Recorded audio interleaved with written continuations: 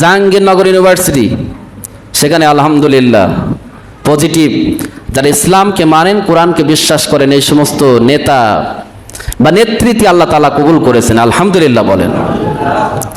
জাহাঙ্গীরনগর ইউনিভার্সিটিতে এরকম একটা রেজাল্ট হবে আমিও ভাবতে পারিনি। কারণ এই জাহাঙ্গীরনগর ইউনিভার্সিটিতে ধর্ষণে সেঞ্চুরি করার পরে তাদেরকে পুরস্কৃত করা হতো, নাউজুবিল্লাহ বলেন। তারাই হলো সোনার ছেলে। তারা কি? আর যারা ধর্ষণ করেনি ওরা কি? রূপার ছেলে। ধর্ষণ করার পরে যদি সোনার ছেলে মুখ দিয়ে বাইর হয়, হেদায়েত কি তার আছে? জোরে বলেন। আল্লাহর গজবে নিপতিত হয়ে সোনার ছেলেদের এখন আর মাটি চালান দিয়ে খুঁজে পাওয়া যায় না। জোরে বলেন ঠিক না বেঠিক? আল্লাহ তাআলা বলছেন ওয়াজাহুমুল বাইয়িনাত, তাদের কাছে সুস্পষ্ট দলিল আসার পরেও আল্লাহু লা ইয়াহদিল কওমাল যালিমিন, সুস্পষ্ট দলিল আসার পরেও তারা হেদায়েত প্রাপ্ত হবে না। কারণ হচ্ছে মূলত তারা জালেম, আর জালিমদেরকে আল্লাহ তাআলা কখনো হেদায়েত দিবেন না। সবাই বলেন নাউযুবিল্লাহি মিন যালিক। সম্মানিত উপস্থিতি, হেদায়েত প্রাপ্ত যারা, আমরা যদি জিজ্ঞাসা করি আল্লাহ তাআলা হেদায়েত প্রাপ্ত যারা, তাদের লক্ষণ কি হবে, তাদের দেখলে কিভাবে বুঝবো যে এরা হেদায়েত প্রাপ্ত, আমাদের জানা দরকার আছে না নাই? আরো জোরে বলেন আছে না নাই? সূরা বাকারা 156 এবং 57 নম্বর আয়াত আল্লাহ রাব্বুল আলামিন ঘোষণা করছেন আল্লাযীনা ইযা আসাবাতুহুম মুসিবা ক্বালু ইন্না লিল্লাহি ওয়া ইন্না ইলাইহি রাজিউন। যাদের উপরে আল্লাহ তাআলা আল্লাযীনা ইযা আসাবাতুহুম মুসিবা, যখন কারোর উপরে বিপদ আরোপিত হয়, মুমিনদের উপরে আল্লাহ রাব্বুল আলামিন রহম করলে যেমন খুশি হয়, তাদের উপরে বিপদ আসলেও সে খুশি থাকে কার জন্য? আরো জোরে বলেন। প্রত্যেকের জীবনে বিপদ আপদ বালা মুসিবত আছে না নাই? ইমাম সাহেবদেরও নাই, আছে? সবারই পরীক্ষা করা হবে। আল্লাযীনা ইযা আসাবাতুহুম মুসিবা, তখন মুসিবা আসার পরে কি বলবে? ক্বালু, তারা বলবে ইন্না লিল্লাহি ওয়া ইন্না ইলাইহি রাজিউন, নিশ্চয় আমরা আল্লাহর জন্য আর আমাদের আবার আল্লাহ তাআলার নিকটে ফিরে যেতে হবে। আল্লাহু আকবার। আমরা কার জন্য? আরো জোরে বলেন। তাহলে মুসিবত আসলে পরে ধৈর্য ধারণ করার পরে তাওয়াক্কালতু আলাল্লাহ, কার পর তাওয়াক্কাল থাকবে? যদি তাওয়াক্কাল থাকে উলাইকা আলাইহিম সালাওয়াতুম মির রাব্বিহিম ওয়া রাহমা ওয়া উলাইকা হুমুল মুহতাদুন। আল্লাহু আকবার। তারাই হবে আল্লাহ রাব্বুল আলামিনের পক্ষ থেকে অনুগ্রহ প্রাপ্ত। উলাইকা হুমুল মুহতাদুন, তারাই হবে হেদায়েত প্রাপ্ত। সুবহানাল্লাহ বলবেন না? সম্মানিত উপস্থিতি, রাজনৈতিক বিভিন্ন দলে বিভিন্ন গ্রুপে ভাগ হয়ে গেছে। এক একজনের চরিত্র এক এক নেতার চরিত্র এক এক রকম।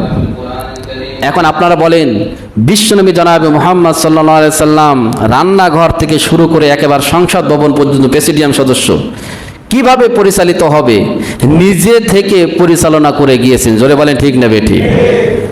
তাহলে বিশ্বনবী হচ্ছেন উসওয়াতুন হাসানা, আমার মডেল তো বিশ্বনবী হবে, ঠিক না বেঠিক? যে বিড়িখোর গাঁজা খায় হুক্কা খায় সে আমার নেতা হতে পারে না। এখন তাদেরকে যখন দাওয়াত দেওয়া হবে তারা কি বলবে?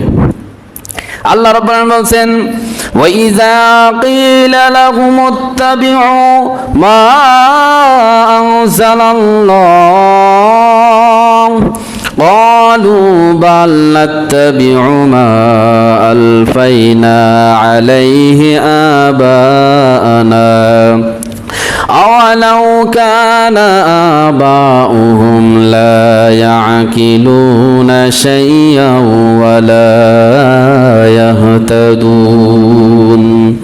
ওয়া ইযা ক্বিলা লাহুমুত্তাবিউ, যখন তাদেরকে বলা হবে ওই সব পথ বাদ দিয়ে আল্লাহ যেটা চেয়েছেন সেই পথে আসো, আল্লাহ তাআলা যে পথ হক, যে পথ রেখে গিয়েছেন এই পথে তোমরা ফিরে আসো, তাদেরকে যদি বলা হয় ওই যা কিলা লাহুমুত্তাবিউ মা আনজালাল্লাহ, যা আল্লাহ তাআলা নাজিল করেছেন। আল্লাহ তাআলা নাজিলকৃত কিতাবের নাম কি? আরো জোরে বলেন, আল কোরআন। ক্বালু বাল নাত্তাবিউ মা আলফাইনা আলাইহি আবানা, আমরা কি ওই সমস্ত বিষয় অনুসরণ করব? অথচ আবানা, আমাদের পিতারা, আমার দাদারা, পূর্বপুরুষ যা রেখে গিয়েছে ওইগুলো তো আমরা অনুসরণ করব। এখন দেখবেন বিভিন্ন দলের বিভিন্ন মতাদর্শ, যে আমার নেতার চরিত্র এই, আমি এই চরিত্র মোতাবেক চলবো, এরকম আছে না নাই বলেন তো?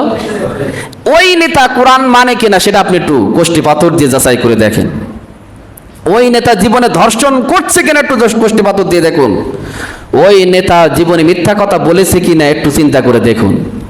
এখন আপনারা বলেন, আপনার আমার নবী, বিশ্ব নবী, তিনি কি জীবনে কখনো মিথ্যা কথা বলেছেন? ধর্ষণ করেছেন? লুটতারাজ করেছেন? জনগণের টাকা মেরেছেন? বিশ্ব নবীকে যারা অনুসরণ করবে পুঙ্খানুপুঙ্খ রূপে আল্লাহ রাব্বুল আলামিন তাদেরকে হিদায়াত করবেন। সুবহানাল্লাহ বলেন।